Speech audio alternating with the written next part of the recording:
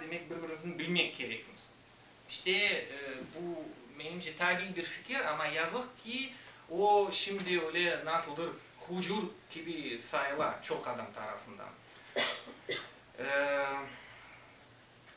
İşte kayıt öğrendim deseniz başta evet derslik, lügat, onlardan bir malumat alıp şu derslerini geçirip türlü vazifeler yapıp öğrenip başladım.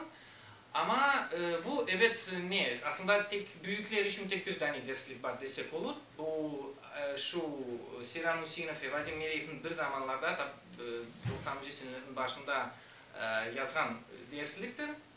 Kırım Tatar dilini öğreniniz degen bir kitap.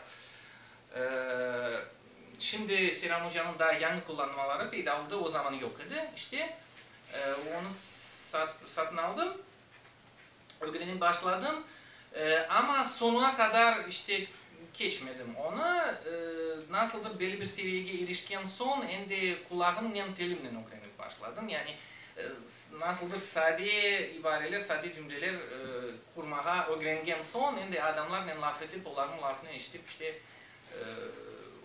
şu öğrenimimi devam ettim. İşte öyle de oldu.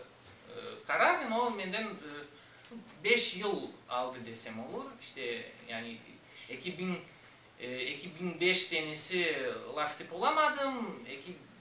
2010 senesi öyle normal seviyede laf etken. Sonda üçüncü neydi sualiniz bağışlanız? Koylar hakkında. Aslında o benim kitap şeklinde değil bir harita şeklinde onu çıkarmaya isteyeyim.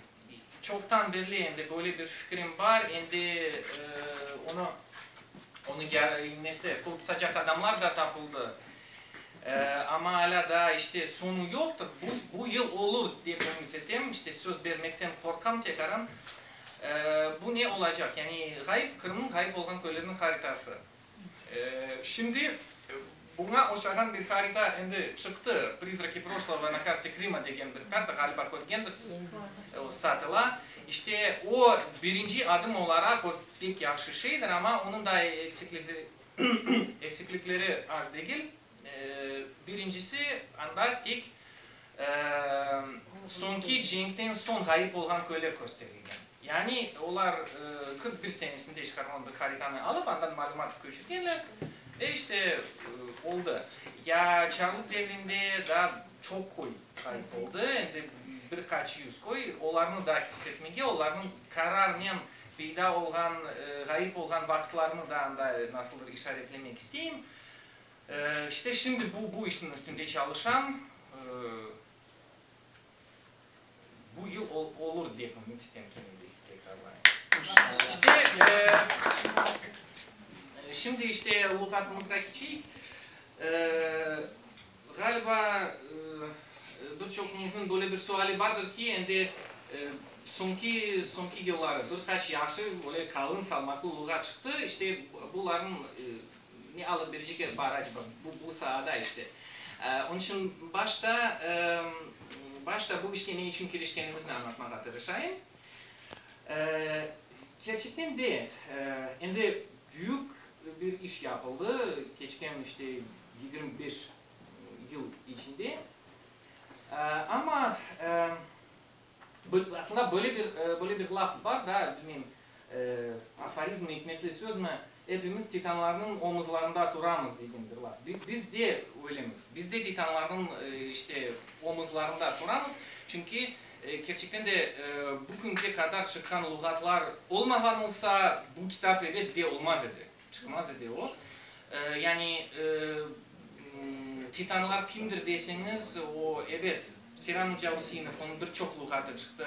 Son 94 senesi galiba birinci olup öyle ciddi şekilde lügat tertip etken Enver Özenbaşlı Mehmet Umerov, son Şevket Hasanov'un beraber çalışkan Safter Nagayev, Abdelaziz Veliyev, Siran Hüseyinov'un onun büyük yaxşı lügatı var. Bu Romaniyalı tilşinas Taner Murat, onun Romence, Kırım Tatarca, Romence iki büyük lügatı var. İşte kimsini eğer anmagan olsam işte ayıp etmeniz. gerçekten de onların çalışmalarından, işlerinden çok faydalandık biz. Ama bizim maksadımız neydi? Bizim maksadımız halkın ihtiyacına göre en yaxşı uygan bir lügat tertip etmek idi. Bizim işte endi Safuri Hoca endi aytkan edi, işte esas zanaatım riyaziyat, yani matematika. Bizim aramızda böyle bir laf var. Matematik yapılması mümkün olan şeylerin gerek olanı gibi yapar. Ya mühendis, yani inженер yapılması gerek olan şeylerini mümkün olanı gibi yapar. Rusçası matematik делает то, что можно так, как нужно, а инженер то, что нужно так, как можно. İşte ve biz lügatımızı öyle mühendisçesini yapmaya tırıştık. Yani bu işte ne demek? Birinciden Rus dilinin en sık kullanılan sözlerinin cedvelini tarttık. Частотные слова русского языка. Anda Rus dilinin 32.000 sözü kullanılır sıklığı sırasıyla verilgen. Mesela Rus dilinin en sık kullanılan sözü i degen söz eken. İşte şu 32.000'den 5.000 aldık. Kana bakayık şimdiki lügatlarda şu 5.000'den ne var ne yok diye. İşte kararnen 500 söz yok eken. Yani en sık kullanılan 5.000'den 500. Ve bunlar nasıldır öyle hucur bilmeyeyim anlaşılmadan sözler değil, gerçekten de sık kullanılan sözler. Mesela sözüme bir işte şpargalka yaptım, buna misal olarak айтайын. Бизнес, вещать, головной, дурацкий, жажда, налогоплательщик, нарушение. Buna oşakan sözlerdir. Gerçekten de er günlük sözler. İşte onlarını kirseteyik dedik. Son gene internette yaxşı bir Rusça-İngilizce mevzuat lügatını tarttım. Тематический словарь. Anda birçok onun mevzusu var. Böyle ev işleri, avtomobil, restoran, aşlar, hayvanlar, kuşlar işte böyle bölükler. Ve baktım da işte bizde şu mevzuların kaysi birleri yaxşı akis olungan, kaysi birleri işte yaxşı değil. Bazı mevzular işte böyle kapalmagan desek olur. Yani hukukçılık mesela, ticaret, zemanevi yaşayışımızın yaratkan yanı anlamları da yok. Mesela kompüterlerle bağlı bazı şimdi peyda olan sözler, terminler. Onlarını da kirseteyim. Misaller de getireyim. Mesela kompütercilik desiniz ve aslında zemanevi teknika desiniz işte audio запись, беспроводной, зависнуть, перезагрузить, лицензионный, панель, программист, buna oşakan sözler.